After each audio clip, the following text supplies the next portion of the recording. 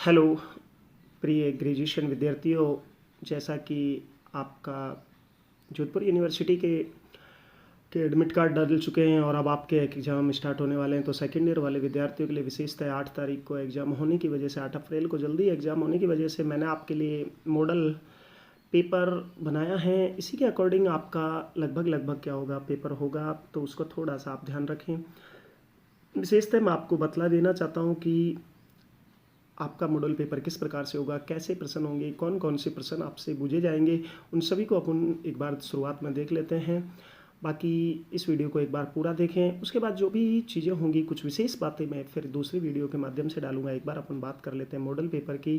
तो सबसे पहले बात करते हैं अंकवार कि पेपर में अंकवार कैसा होगा। वैसे आपके टोटल 5 यूनिट है। पहली यूनिट में ध्रुवस्वामिनी नाटक है, दूसरी यूनिट में आपके बहुत सारे निबंध हैं और उसके बाद आपके तीसरी यूनिट में एकांकी है, फिर 2 द्रुत पाठ है। तो उन्हीं को अपन लेते हैं। सबसे पहले अति लघुत्रात्मक प्रश्न होंगे, 10 प्रश्न होंगे, एक प्रश्न 2 अंक का होगा, टोटल 20 अंक का आपकी ये प्रक्रिया होने वाली है, तो घबराने की कोई ज़रूरत नहीं।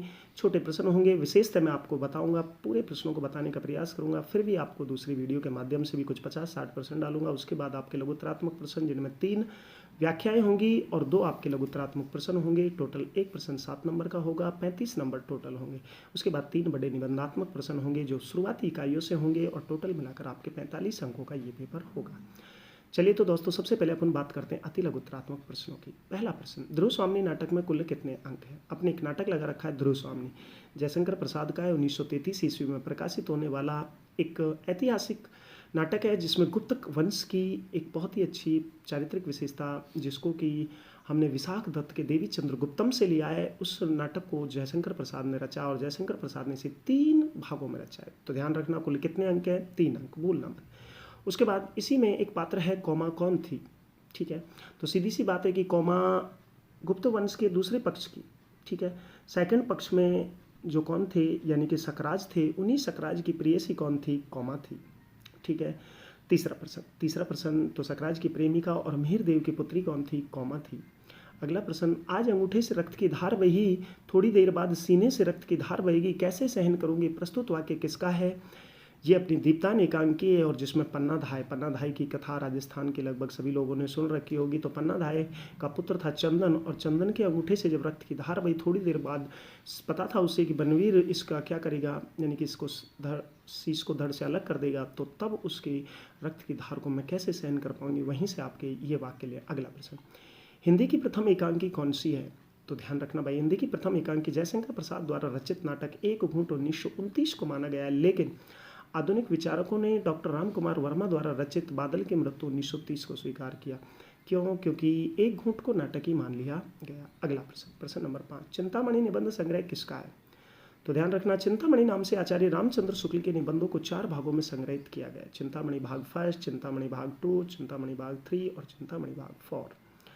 अगला प्रश्न, अशोक के फूल निबंध के रचनाकार कौन हैं। अशोक के फूल नामक निबंध के रचनाकार हजारी प्रसाद द्विवेदी जी हैं। द्विवेदी जी ने बहुत ही अच्छे निबंध लिखे, कुछ कोटा सरिस के फूल, ठीक है, अशोक के फूल आदि इसके बहुत अच्छे निबंध है।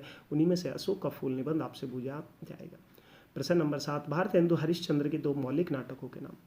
सुनिए भाई, शुरुआती जो नाटककार थे वो भारतेंदु हरिश्चंद्र थे और हरिश्चंद्र ने प्रथम जो नाटक रचे वो अनुवादित का मतलब जो किसी दूसरी भाषा से हिंदी में ट्रांसलेट किए गए, जबकि मौलिक वो नाटक कहलाते हैं जो खुद की भाषा में खुद की समस्याओं को लेकर रचे गए हों।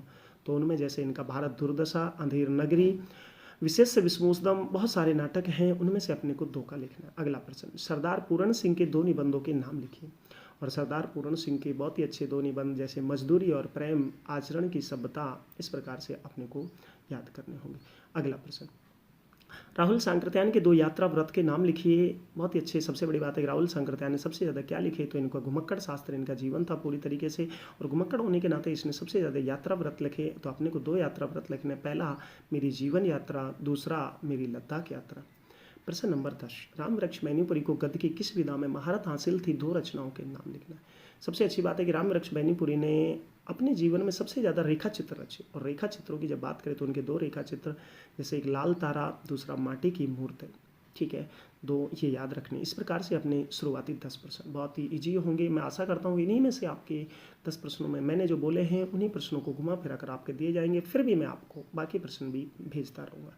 अगले प्रश्न, अब आता है व्याख्या खंड, और व्याख्या खंड में सबसे पहली बात है कि आपके 3 व्याख्याएं होंगी, आप 3 में 6 होंगी, पहचाननी होगी किसकी है। तो पहली व्याख्या तो फिक्स है, घबराने की कोई आवश्यकता नहीं है, सीधे सीधे ध्रुवस्वामिनी नाटक से। किससे होगी? ध्रुवस्वामिनी नाटक। किसका है? जयशंकर प्रसाद का। कब रचा? 1933 में। एक ऐसा है ऐतिहासिक। तो सप्रसंग व्याख्या में भयानक समस्या है, मूर्खों ने स्वार्थ के लिए साम्राज्य के गौरव का नाश करने का निश्चय किया है।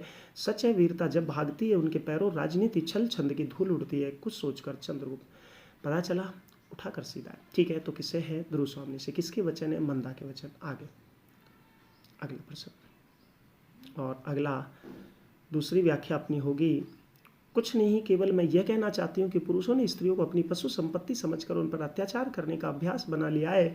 वह मेरे साथ नहीं चल सकता। यदि तुम मेरी रक्षा नहीं कर सकते तो अपनी कुल की मर्यादा हेतु मैं अपनी रक्षा करती हूँ। यहाँ कौन बोलती है? ये ध्रुवस्वामिनी बोलती है। जब ध्रुवस्वामिनी को सकराज के यहाँ भेजा जाता है तो ध्रुवस्वामिनी इन वक्तव्यों को प्रस्तुत किसके सामने करती है? रामगुप्त के सामने करती है। प्रश्न नंबर 2, अरे वाह निरे, तुम भी वही हो, कहो खेत की सुनो खलियान की, अजी आज धुलेंडी है, अब समझे। ये अपने निबंध से होगी, और निबंध अपने 5 निबंध लगा रखे हैं, जिनमें पहला निबंध अपने होली है, उसी से ये व्याख्या सीधे सीधे ली गई है।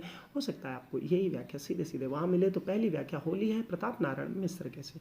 अथवा मन फिर घूम गया कौशल्या की ओर, लाखों करोड़ों कौशल्याओं की ओर, लाखों करोड़ों कौशल्याओं के द्वारा मुखरित एक अनाम अरूप कौशल्या की ओर, इन सब के राम वन में निर्वासित। बहुत ही अच्छी व्याख्या, और ललित निबंधकार विद्यानिवास मिश्र की है, मेरी राम का मुकुट भीग रहा है, उसी से लिए। हो सकता है ये आपके 100% आने वाली है। तीसरी, बनवीर की आग की कलियों तुम्हारे पीछे राख है, और यह मत भूल जाना ये अतृप्त इच्छाओं की चिंगारियां अधजली होकर चिटकेंगी, और चित्तौड़ की आंखों में सीधे सीधे दीप्तान एकांकी से है, क्योंकि दीप्तान एकांकी में विक्रम सिंह और उदय सिंह के बीच एक बहुत ही बड़ी समस्या, दासी पुत्र कौन था? बनवीर था, और वहीं से ये बातें ली गई हैं। अथवा कविता तुम्हारे सूने दिलों में संगीत भरती है, स्त्री भी तुम्हारे उबे हुए मन को बहलाती है। जब पुरुष जीवन की सूखी चट्टानों पर चढ़ते चढ़ते थक जाता है, तब सोचता है। ये बहुत ही अच्छी आपकी एकांकी है, और एकांकी है भौर का तारा जगदीश चंद्र माथुर जी की, बहुत ही अच्छी है, और उसमें ये शेखर और शशि के प्रेम की बातें हैं। आगे अब चलते हैं लघुत्तरात्मक प्रश्न। ठीक है, आपके लघुत्तरात्मक प्रश्न होंगे 4 होंगे, करने कितने होंगे? अपने को 2 करने होंगे। प्रश्न नंबर 4, महावीर प्रसाद द्विवेदी के निबंधों की रूपरेखा समझाइए। बहुत ही अच्छा सीधा प्रश्न होगा भाई, आपको ये प्रश्नों में कोई फेरबदल नहीं दिखेगा। अथवा सरदार पूरण सिंह की निबंध कला पर संक्षिप्त टिप्पणी लिखिए, ये भी अपने ज्यों का तो आने वाला है। अगला प्रश्न 5, राहुल सांकृत्यायन के यात्रा व्रत बतलाइए, ये भी सीधे सीधे आने वाला हूबहू। अथवा शरद जोशी का साहित्य परिचय दीजिए, ये भी आपके सीधा सीधा आने वाला है। अब आते हैं निबंधात्मक प्रश्न, कुछ बड़े प्रश्न आएंगे, जिनमें 5 होंगे, करने अपने को 3 होंगे। ध्रुवस्वामिनी नाटक की नायिका की चारित्रिक विशेषता बतलाइए, बहुत ही अच्छा है, सीधा प्रश्न आएगा, कोई दिक्कत ही नहीं है, आपको सीधा उत्तर लिखना। ध्रुवस्वामिनी नाटक की कथा विस्तार से समझाइए, ये कथा भी आपको विस्तार से समझाइए, तो ऊपर का कर दीजिए, फिर नीचे वाला कर दीजिए, चाहे एक कर दीजिए, फिर आगे करिए। एकांकी तत्वों के आधार पर दीप्तान एकांकी को स्पष्ट करना, बहुत ही अच्छी एकांकी, और एकांकी के 6 तत्व होते हैं, उन्हीं 6 तत्वों के आधार पर आपको क्या करना है? इसको एक स्पष्ट करना है। एकांकी के तत्व कौन कौन से होते हैं? जैसे कथा वस्तु, पात्र व चरित्र चित्रण, संवाद शैली, उसके बाद उद्देश्य कथन, वातावरण, भाषा शैली, इन्हीं 6 तत्वों में आपको इस एकांकी को समझा देना होगा। अगला प्रश्न, ऊसर एकांकी का मूल भाव समझाइए, बहुत ही अच्छी एकांकी है ऊसर एकांकी, और उसका आपको मूल भाव मनोविश्लेषण एकांकी है। भुवनेश्वर प्रसाद की शानदार एकांकी, उसको एक के बाद एक पॉइंटों के माध्यम से आप समझा सकते हैं। और अंतिम प्रश्न होगा, मेरे राम का मुकुट भीग रहा है निबंध में लेखक क्या बतलाना चाहता है? बहुत ही अच्छा निबंध। आज कितनी ही माएँ अपने बेटों को निर्वासित करके क्या है भाई, उनकी तरह चिंता मग्न है, माँ कौशल्या की तरह चिंता मग्न है, उन्हीं बातों को यहाँ लिखना है। आशा करता हूँ कि आपको ये पेपर बहुत ही पसंद आया होगा। हालांकि अभी मैं आपको छोटे प्रश्न और व्याख्या कैसे करनी है वो तरीके फिर दूसरी वीडियो के माध्यम से बताना चाहता हूँ। एक बार तो ये वीडियो देखना आपके लिए बहुत ज़्यादा ज़रूरी है कि अपना पेपर कैसे होगा। आशा करता हूँ आपको पूरी तरह समझ आए।